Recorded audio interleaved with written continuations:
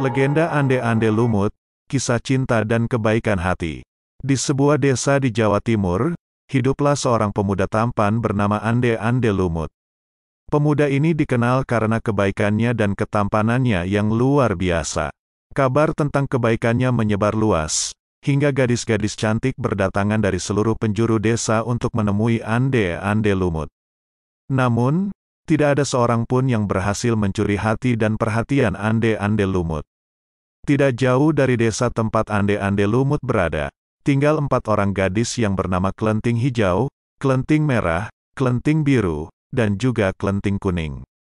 Mereka semua adalah saudara kandung, kecuali Klenting Kuning.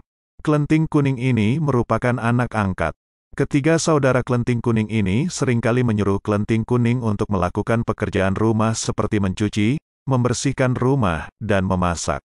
Mereka sangat pemalas dan sering menyuruh dengan kasarnya kepada Klenting Kuning. Mendengar kabar bahwa Ande-Ande Lumut sedang mencari jodoh, ketiga gadis itu Klenting Biru, Klenting Merah, dan Klenting Hijau pun ingin mengadu keberuntungan dengan datang menemui Ande-Ande Lumut tanpa mengajak Klenting Kuning. Pada suatu hari, ketiga saudara Klenting Kuning sepakat memberi banyak sekali pekerjaan kepada Klenting Kuning supaya Klenting Kuning sibuk, dan mereka akan pergi meninggalkan Klenting Kuning. Namun, Klenting Kuning yang baik hati dan rajin ini tidak pernah mengeluh. Dia selalu mengerjakan pekerjaannya dengan penuh kesabaran dan dedikasi. Dia percaya bahwa kebaikan hati dan kerja kerasnya akan membawanya ke tempat yang lebih baik.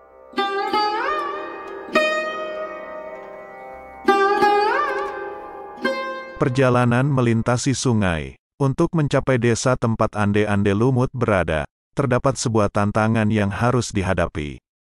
Sungai yang cukup dalam dan luas menjadi penghalang mereka untuk mencapai tujuan. Sungai tersebut dijaga oleh kepiting raksasa yang dikenal dengan nama Yuyu Kangkang. Ketiga saudara Klenting Kuning, yaitu Klenting Hijau, Klenting Merah, dan Klenting Biru, memutuskan untuk meminta bantuan kepada Yuyu Kangkang. Mereka berharap Yuyu Kangkang bersedia membantu mereka menyeberangi sungai tersebut. Namun, Yuyu Kangkang tidak mau membantu mereka begitu saja. Dia mengajukan syarat kepada ketiga gadis tersebut. Yuyu Kangkang bersedia menyeberangkan mereka, namun dengan syarat ketiga gadis tersebut bersedia membayar dengan ciuman. Meski terdengar aneh dan mengejutkan, ketiga gadis tersebut menyetujui syarat dari Yuyu Kangkang. Mereka berpikir bahwa ini adalah satu-satunya cara untuk bisa bertemu dengan Ande-Ande Lumut. Dengan berat hati, mereka membayar tiket penyeberangan dengan sebuah ciuman. Setelah berhasil menyeberangi sungai dan tiba di desa tempat Ande-Ande Lumut berada, mereka disambut dengan kekecewaan. Ternyata, Ande-Ande Lumut sama sekali tidak tertarik dengan ketiga gadis tersebut. Mungkin karena Ande-Ande Lumut melihat bahwa kecantikan fisik bukanlah segalanya, tetapi kebaikan hati dan ketulusanlah yang lebih penting. Demikianlah kisah perjalanan ketiga saudara Klenting Kuning dalam legenda Ande-Ande Lumut. Kisah ini mengajarkan kita bahwa tidak semua hal dapat dicapai dengan mudah. Terkadang, kita harus menghadapi tantangan dan membuat pengorbanan. Namun, yang terpenting adalah kita harus selalu berbuat baik dan tulus. Karena itulah yang akan membuat kita dicintai dan dihargai oleh orang lain.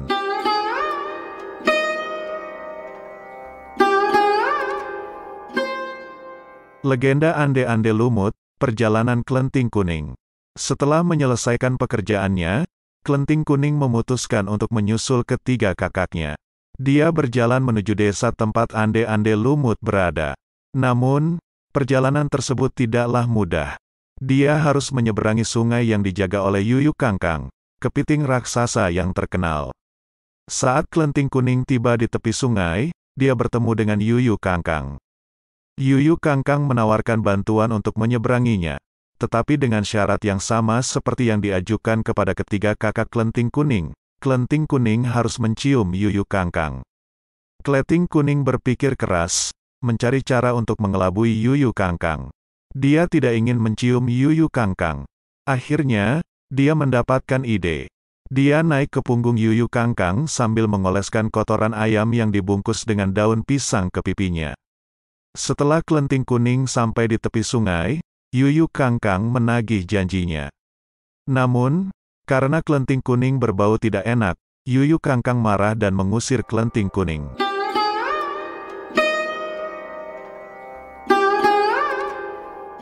Meski berpenampilan kumal dan berbau tidak enak, kelending kuning tetap bersemangat. Dia melanjutkan perjalanan dan akhirnya tiba di desa tempat ande-ande lumut berada. Dia langsung menyusul ketiga kakaknya yang sudah lebih dulu tiba. Saat tiba di rumah ande-ande lumut, sesuatu yang tak terduga terjadi. Meski kelending kuning berpenampilan kumal dan berbau tidak enak, ande-ande lumut justru memilih kelending kuning menjadi calon istrinya. Ini menunjukkan bahwa ande-ande lumut mampu melihat kebaikan hati dan ketulusan kelending kuning, bukan hanya penampilan luarnya.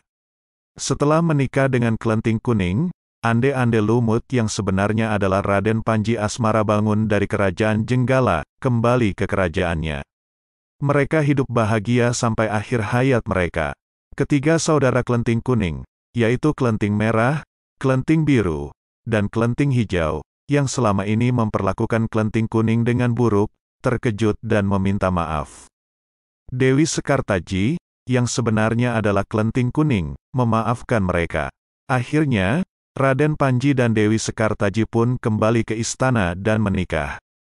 Mereka hidup bahagia dan penuh kedamaian. Kisah ini mengajarkan kita tentang pentingnya kebaikan hati, kerja keras, dan kejujuran. Dongeng ande-ande lumut telah ada dari dulu hingga sekarang dan dikisahkan secara turun-menurun. Pasalnya, cerita ande-ande lumut ini mengajarkan manusia untuk berbuat baik terhadap sesama. Demikianlah kisah perjalanan kelending kuning dalam legenda ande-ande lumut. Kisah ini mengajarkan kita bahwa penampilan fisik bukanlah segalanya. Yang lebih penting adalah kebaikan hati dan ketulusan.